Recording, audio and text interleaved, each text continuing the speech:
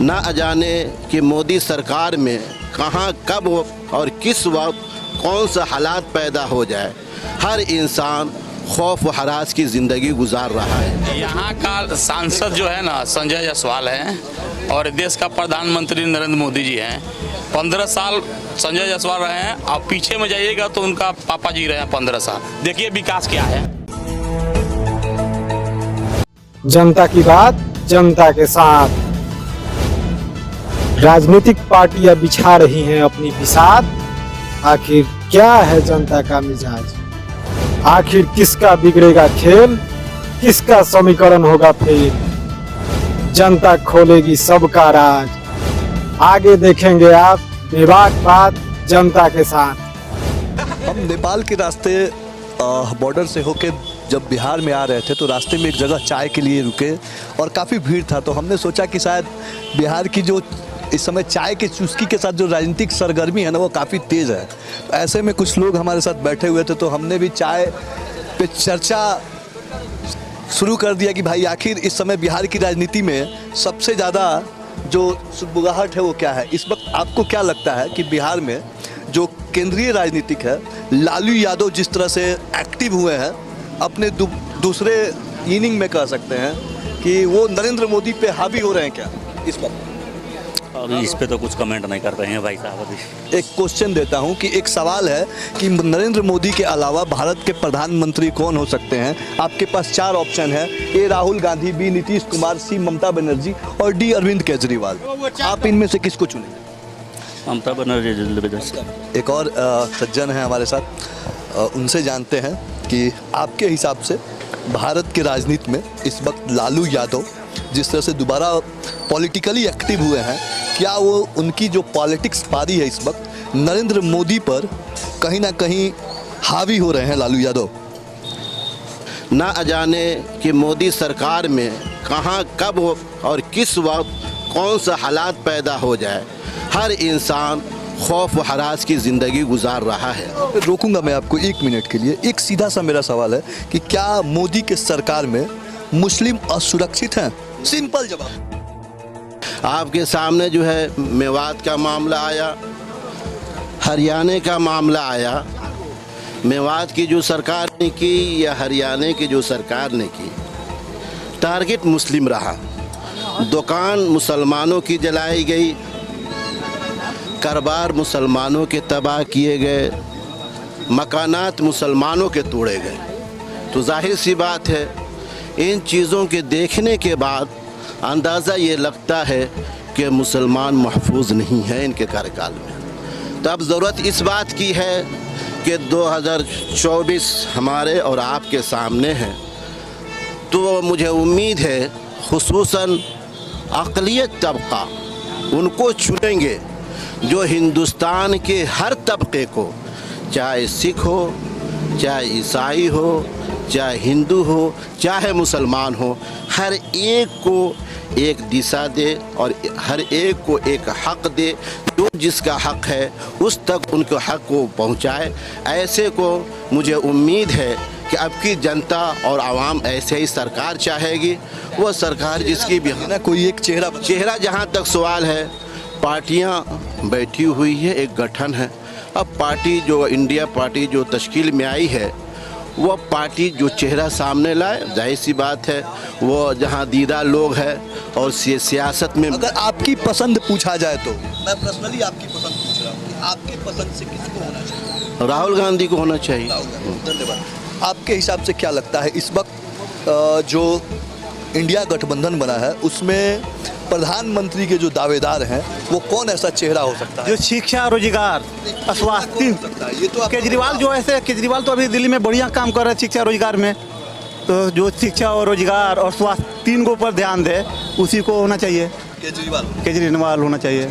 सवाल है कि मैंने सवाल 1 मिनट सर, आप मेरे सवाल को नहीं सुने। पक्ष में है। मैंने क्या कहा आपने नहीं सुना। मैंने कहा कि आपके सामने एक सवाल खड़ा कर रहा हूं कि भारत के प्रधानमंत्री नरेंद्र मोदी के अलावा कौन हो सकता है? आपको 4 ऑप्शन दे रहे हैं। ए राहुल गांधी, बी नीतीश कुमार, सी ममता बनर्जी, डी अरविंद केजरीवाल। ये आपका ओपिनियन है कि आप इसमें से किसी एक को चुनिए? गठबंधन जिसको चुनेगा उसको हम लोग वोट देंगे। यही चीज तो मैं आपसे पूछ रहा हूँ। मैं कहाँ दबाव, आपने कहा कि दबाव, मैंने दबाव कहाँ बनाया? और यहाँ कर रात लेते भर हैं। लाइन के लिए लोग मर जाता है, बहुत अच्छा है। रात भर लाइन के लिए लोग मर जाता अब है। तो यहाँ तो- अरे आदमी घर पर चौक पे कितना उठा है बिल, इतना पैसा दे दो। तो अभी तो आप नीतीश रात कुमार भर की में- सरकार में है, फिर आप अभी अभी आप कह रहे हैं कि नरेंद्र मोदी की सरकार खराब है। आप बार बार नरेंद्र मोदी के पक्ष में आप बोल रहे हम किसी के हैं। पक्ष में नहीं बोल रहे हैं, हम किसी के पक्ष में नहीं बोल रहे हैं। नहीं चाचा जी, घुमा फिरा कर खाली उन्हीं को ले आ रहे हैं। किसी के पक्ष में ना हम समझ गए, चाय पीजिए, चाय पीजिए। चाय तो हम पी रहे हैं। हम पैसा देंगे, नहीं, चाय नहीं, पीजिए। नहीं। बार बार घुमा कर लाते हैं। यहाँ का सांसद जो है ना संजय जायसवाल है और देश का प्रधानमंत्री नरेंद्र मोदी जी हैं। 15 साल संजय जायसवाल रहे हैं। आप पीछे में जाइएगा तो उनका पापा जी रहे हैं 15 साल। देखिए विकास क्या है, देखिए पूरा विकास है। तो आते तो है नहीं, दिखाइए, देखिए विकास ये रह गया बात सरकार की। देखिए, अभी हम जब लोगों से बात कर रहे थे तो सामने एक नौजवान कह सकते हैं जो हमारे साथी हैं, यहाँ पे बड़ा एक्टिवली आए और उन्होंने बड़ी मतलब ये कह सकते हैं कि जो अपनी जवाबदेही है, जिम्मेवारी है, उन्होंने अपने सांसद महोदय के कारनामों को दिखाया। जरा गौर कीजिए, आज जरूरत है लोकतंत्र में ऐसे युवा वोटरों को जो आवाज उठाए कि हाँ वाकई आप मुझे, मैं आपको वोट दे रहा हूँ तो कम से कम विकास, बिजली और वो तमाम मुद्दा होना चाहिए। और देखिए ये किस तरह से ये जो ये मेन सड़क है, ये कहाँ से आदापुर ये बॉर्डर तक कनेक्ट होता है। मतलब कितना गांव इसमें जुड़ा होगा? ये समझ लीजिए 300 गांव जुड़ा हुआ है, 300 से भी ज्यादा है ये। ठीक, 300 गांवों का जोड़ने वाला सड़क का हाल ये है कि अदद लगभग दूसरे टर्म में एमपी है संजय जायसवाल, तीसरे टर्म में पिताजी 3 बार रह गए हैं और उनके पिताजी भी 3 टर्म रहे हैं। तो आखिर ऐसा क्या कारण है कि सड़क का निर्माण नहीं हो सका? अब जो माननीय संजय जायसवाल जी ना बताएंगे क्या क्या कारण है। जैसे कि अभी हम जो देख रहे हैं जी, ऐसा लग रहा है कि यहाँ एक जाति विशेष का संख्या ज्यादा है, कहीं उसके खामियाजा को तो नहीं। ये आदापुर मोतियारी होके जाता है। बताइए, हर जाति के लोग रहते हैं। आखिर आप लोग क्यों नहीं आवाज उठाते हैं इस रोड के आवाज खिलाफ? उठाते हैं लेकिन माननीय वो नहीं आते हैं, नहीं वो आते। जीत के अपने चले जाते हैं। तो पोस्टर पे बड़े बड़े फेसबुक पे लिखे रहते हैं, हमेशा दिखाते रहते अभी हैं। 10 दिन पहले ये गांव में गए थे तो घेरा हुआ था रास्ता के लिए, उनको काला बैनर दिखा के उन लोग घेरे थे। तो संजय जायसवाल जी जरा देख लीजिए, ये आप ही का लोकसभा क्षेत्र है और ये आप ही के वोटर हैं। हम तो इस रास्ते से गुजर रहे थे तो हमने चाय के साथ सोचा कि इनसे चर्चा कर ले और यहाँ के वोटरों का मिजाज जान ले, लेकिन इनका तेवर बता रहा है कि वो आपसे संतुष्ट नहीं है। कहीं ना कहीं आपके कामों का जो सर्टिफिकेट है ना, इनके नज़र में आप फेल हैं और उसकी गवाही यह जगह दिखा रही है। जो आपका अंक पत्र है वो कहीं ना कहीं उस पर मार्किंग निगेटिव हो रही है। रह गया बात से देश का जो प्रधानमंत्री जो आदरणीय नरेंद्र मोदी जी है ना, उनका 2 ही व्यक्ति है, अडानी और अंबानी। ये दोनों व्यक्ति के अलावा किसी को कुछ नहीं समझते हैं। सबको मतलब यही दोनों आदमी को आगे बढ़ा रहे हैं और देश में जो भी गरीब है कुछ कोई वैल्यू नहीं है, ना किसान का वैल्यू है, ना कोई गांव का वैल्यू है। गरीबों को तो बड़ी योजना सरकार दावा कर रही है कि हम अंत्योदय योजना दे रहे हैं, किसान विकास निधि में पैसा दे रहे हैं, उसके बाद आपको तमाम तरह की वो सुविधाएं सरकार दे रहे हैं। तो यही तो हम आपसे क्या जानना दे रहे हैं, वही ना बोल रहे हैं, क्या दे रहे हैं? महंगाई नहीं देख रहे हैं। महंगाई देखिए ना, अभी चुनाव आने वाला है तो 200 रुपये सिलेंडर पर कम कर दिए।